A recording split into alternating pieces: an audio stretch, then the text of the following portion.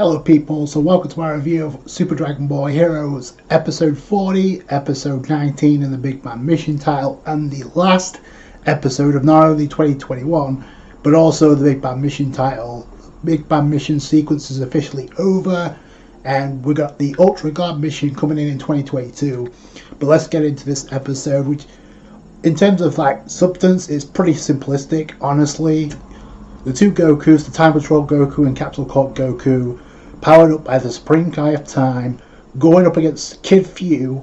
Merely the scenes that stand out to be the most are the last final moments, which I care an awful lot about, which I'll get into. It starts off with the two Gokus staring down Fu. By the way, I like the music that they added. It looks like new OST, and it's also a good callback to the very first episode of Super Dragon Ball Heroes, because if you remember in the Prison Planet arc, we had Fu, who was pretty much conducting the whole sequence with the fight between Super Saiyan Blue Goku and the Super Saiyan 4 Goku. So these three players are here now, wrapping up this sequence of pretty much been the story so far. The Supreme Kai of Time charges up Goku, the two Gokus, they fire a Kamehameha.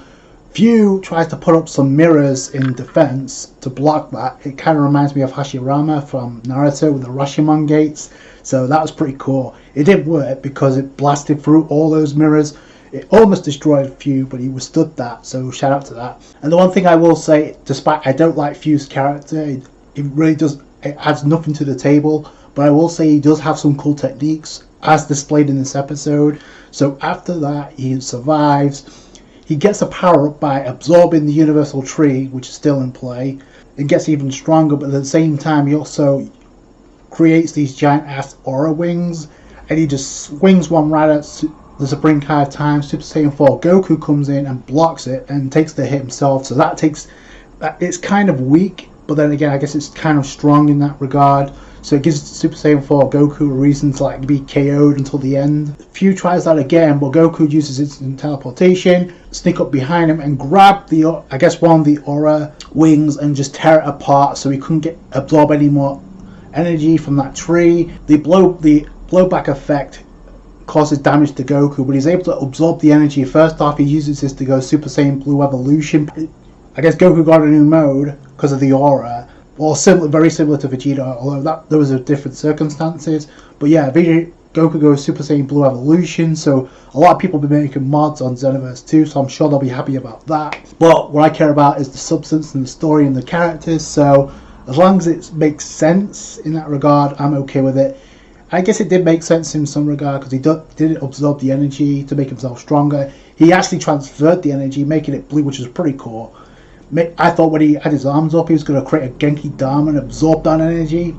But no, turns out I actually like he didn't, because it kind of kept me guessing a little bit. But it ended with Goku using that to power up a Kamehameha. The two exchange blows, but it's like Fu is completely overpowered at this point. Fu uses a giant ass energy ball. Like I said, I did like the aesthetics of that energy ball. He does have some cool techniques, but ultimately from a character standpoint, he brings nothing to the table in my opinion. So there's a struggle and Goku overpowers him. We do get a smile by the end where Fu saying before he gets polished off, we do get some type of dialogue from him. He actually wants to see the origin of the gods and the Omni King, of how the universe was, which I'm curious about that too, but I'm just not sold on Fu and his methods, right? And I haven't been sold on his methods for a while now. So this was a good send off for him. They give him a hearts send off, they give him some sort of sentimental, we could relate to hhim, but no, there's nothing relatable about Fu. He wants to treat everything as a playground, and there's no substance to that, because his whole goal was to create a new universe. After that was accomplished, because it was a complete copy of Universe 7, he said, oh, that's boring. That was my thoughts exactly when that episode aired. So yeah, there was really nothing about Fu after that. He had some cool designs here and there, like his Dark King Fu is probably his best design.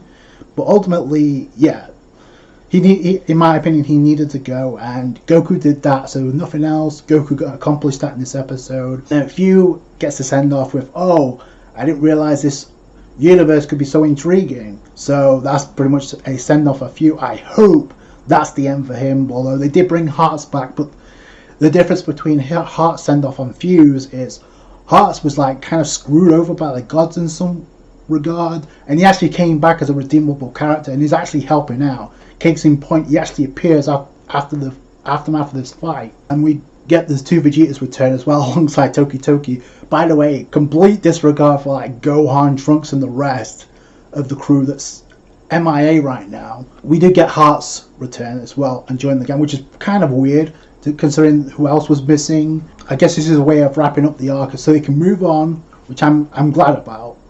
We get a reunion with Tokitoki, and I guess they fix up all the damage. And they use the opening song for that sequence, which is pretty interesting. You got both Vegeta's with the same pose. Goku's smiling, and that pretty much caps off the Big Bad Mission saga. And overall, because we do get kind of a montage with the ending credits, I honestly thought they were going to put the ending scene, which is foreshadowing the next upcoming title, the next upcoming arc, the Ultra God mission, but after the credits. But no, they decided to go immediately towards that. So I guess keep up the tone, because all is not well, and now you got another threat on the horizon. What are your thoughts on the Big Bad Mission arc overall? Like, it started off very slow, but there were some cool moments, awesome moments in this arc. I think probably the best part of Super Dragon Ball Heroes by far. And again, the episodes that stand out to me the most, my personal favourite, I've said this multiple times, is the episode where we got the clash between Ribeiro and Toa, and the reason for that is because the episode number 1 focuses on other characters besides Goku and Vegeta, and they highlight 2 characters who have some level of intrigue that we don't really get to see all that often fight. So I'm all about that. When characters like that get showcased, even though it is short, it's better than nothing. So I really appreciate episodes like that, and them going out of their way to do this, because they didn't have to. The whole point of the promotional anime is to highlight the Super Dragon Ball Heroes game in Japan. Case in point, that's what we got the next arc upcoming. I can point out is like the episode where we got Vegeta versus Cumber and Turles. Ultimately, before that episode ended, I thought it was going to be kind of a boring episode, but no, that turned out to be one of the best episodes of the series. Just because the way they highlight Vegeta's character, it didn't insult your intelligence, because we know how Vegeta is as a character compared to what he used to be. So they kind of like teased us with the Margin Vegeta 2.0 when Cumber used his aura to try and make Vegeta go corrupt and berserk. But no, Vegeta used that motivation to protect the people he cares about and actually get a power up. And Goku does the same thing in this episode, although the circumstances are different. With the universal tree he was absorbing to make himself stronger, there really wasn't a whole lot of substance towards that other than that. But it was cool to see him in a different mode, I guess. And not only did they highlight Vegeta's character in an awesome way, character moment for Cumber, and who previously was nothing more than a carbon copy of the old Broly. They actually made Cumber a character by saying, he actually has some pride in his other Saiyan comrades. So, and ultimately his mask got destroyed. I said in that episode, probably part of the mystique of Cumber kind of went away, but no, they made Cumber into a better character, and now he's still here. And by the way, Hearts kind of points out to, and Goku kind of asks Hearts, "Hey, where's Cumber at? Wasn't he with Broly?" And Hearts is like, "Oh, they're off doing their own thing." Another moment that stands out to me is when we got Time Patrol Goku and Vegeta in Super Saiyan 4 Limit Break use the double Super Dragon Fist against Starch and Ember. You remember that? That moment stands out is because we don't get to see that. We don't get to see Goku and Vegeta take down an enemy. Usually it's either fusion or one or the other. Usually Goku. So that was a breath of fresh air. Just moments like that. Now let's get into the moments that I personally found appealing, and that was the final sequence. We see the Hooded Saiyan, and we've seen it before. He got dealt with by Goku Black, but he survives thanks to Goku and Vegeta showing up. So he's still in the game, but he's alongside this new character that gets introduced. Now, I knew the moment they showed the cutscene trailer from the game, I mentioned this in the last episode review, because I knew there's a possibility of them incorporating into the promotional anime, and lo and behold, that's what we got. It looks like that's where we're heading next. So we not just see this Hooded Saiyan, we see pretty much a clone army of this of these hooded Saiyans. It makes up 5 of the hooded Saiyans. We know he looks like Goku just because of his hair. We've seen him go Super Saiyan 2. That's basically all we know. So there's still a little intrigue. We know he has a scar on his hand, and he sounds like Goku and he looks like Goku. There's 2 phrases in this last sequence, in this last scene. They kind of make me raise an eyebrow as to, oh, this kind of now on the possibility of who this lookalike of Goku really is. So we see a new character, and immediately the caption titles another Supreme Kai of Time, which I think was a smart move because it appeals to the casuals, number one. I think they handled this final fight between the Time Patrol and Goku and Vegeta, the Capsule Corp version, pretty well, considering they incorporated the Supreme Kai of Time by assisting the 2 Gokus in the final fight. We got a glimpse of what she can do in terms of her unique abilities. So the casuals, oh, okay, so she's helping out the good guys.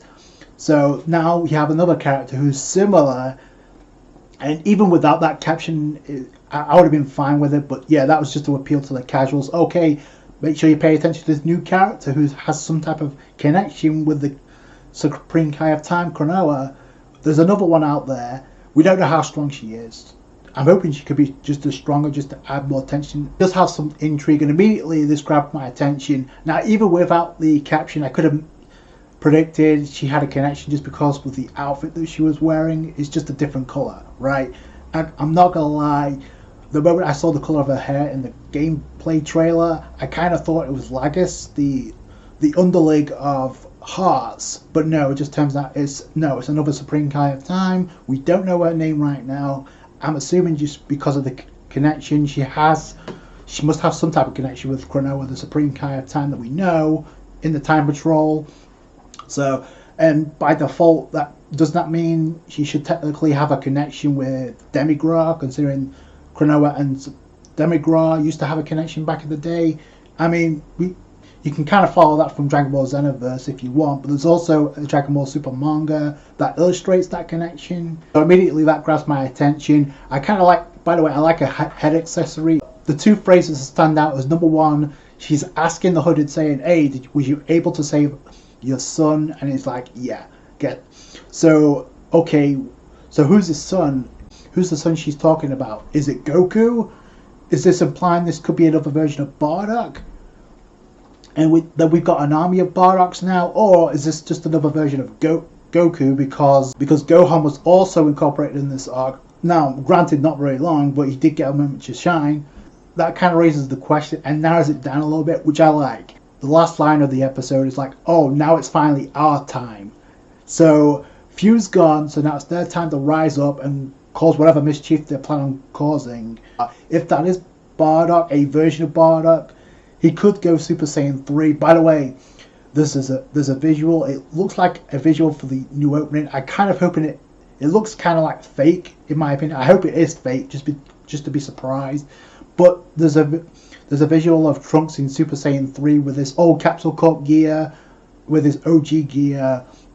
So we've only seen Super Saiyan 3 Trunks once, and that was Time Patrol version in this arc. He's either wearing a different outfit, or that visual's fake, which I'm kind of hoping it is. All in all, that last line kind of intrigues me because number 1, she looks like the Supreme Kai of Time. She's been described as another Supreme Kai of Time. I'm kind of hoping this leads to a conflict, maybe in a fight between the 2. She's gonna have to give us some exposition on these characters, especially with this Supreme Kai of Time, and maybe it could lead into a fight because they still got the Supreme Kai of Time's transformation that they still have not revealed. They could do that in this arc. I'm hoping that's where this leads. I'll be cool with that. Just like I said, a moment it's my personal favourite moment of Super Dragon Ball Heroes is Toa versus Riberu, where they both revealed new forms and they both clashed even though it wasn't long. I appreciate what they did. They highlighted new characters with a lot of intrigue that I'm interested in. This is the stuff I care about, where they add new characters, they give them some type of relevancy just because it's connected to characters that we've seen thus far. That was really smart of them to handle it that way. It grabs your attention immediately. I want to see more of these characters and where they come from and what they're up to. So I feel like if they can keep that level of intrigue with new characters like this new mysterious Supreme Kai of Time, like Toa, Riberu, Demigra, and Mira, while at the same time have great character moments like we've got with Vegeta and Kumba. This show will be a much better quality show in 2022. So those are just my thoughts. Please tell me yours in the comments below. Great way to wrap up the year. By the way, the very first episode of this year was Toa versus Ribera, so that's why I'm kind of glad that Toa and Mira have been pushed to the side and not overshadowed by few in this arc. Can't wait to see what happens with the Ultra God mission in 2022. That's going to do it for you guys. Thanks so much for watching. Like the review if you did, and thumbs up. I appreciate that. Subscribe to for Dragon Ball Heroes and more Dragon Ball content. Catch you guys later. Thanks, guys. Bye.